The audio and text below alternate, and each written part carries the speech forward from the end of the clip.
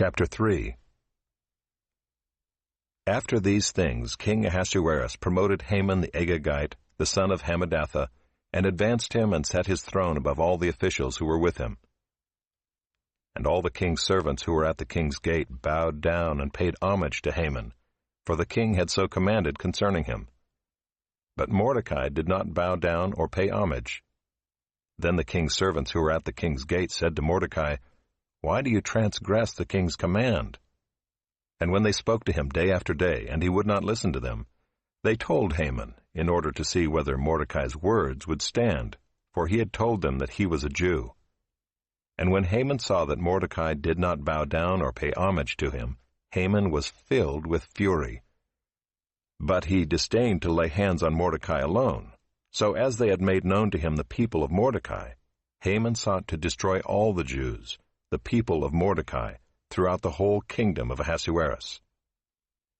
In the first month, which is the month of Nisan, in the 12th year of King Ahasuerus, they cast pur, that is, they cast lots, before Haman day after day.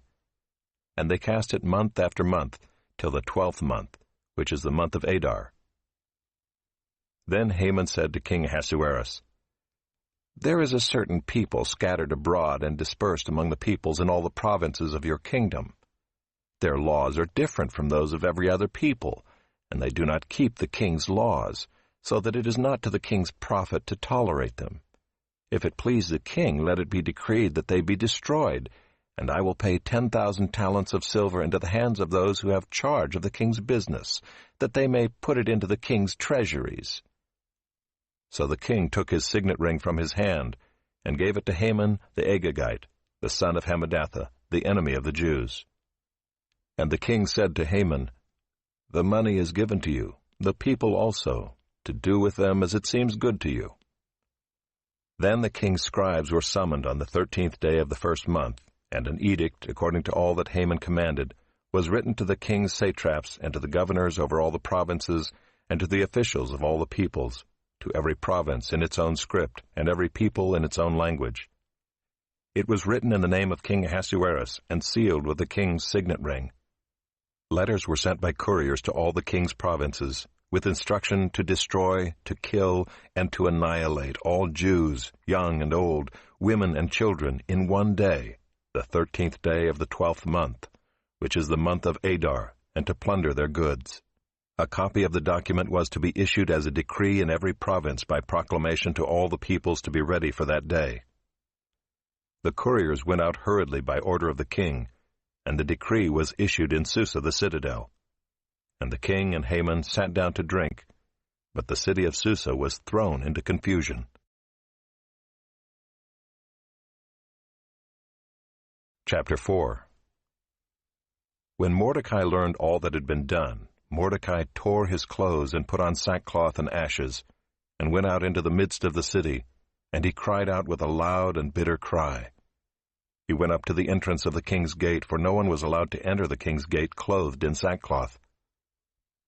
And in every province, wherever the king's command and his decree reached, there was great mourning among the Jews, with fasting and weeping and lamenting, and many of them lay in sackcloth and ashes.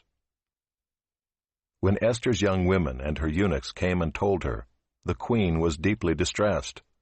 She sent garments to clothe Mordecai, so that he might take off his sackcloth, but he would not accept them.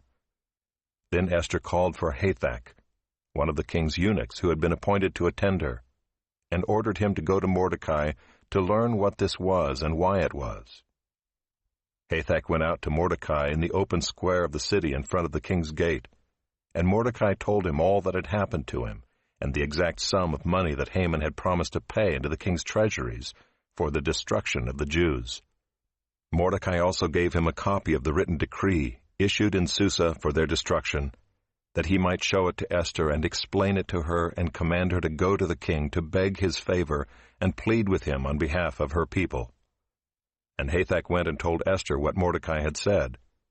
Then Esther spoke to Hathach and commanded him to go to Mordecai and say, "All the king's servants and the people of the king's provinces know that if any man or woman goes to the king inside the inner court without being called, there is but one law, to be put to death. except the one to whom the king holds out the golden scepter, so that he may live. But as for me, I have not been called to come in to the king these 30 days.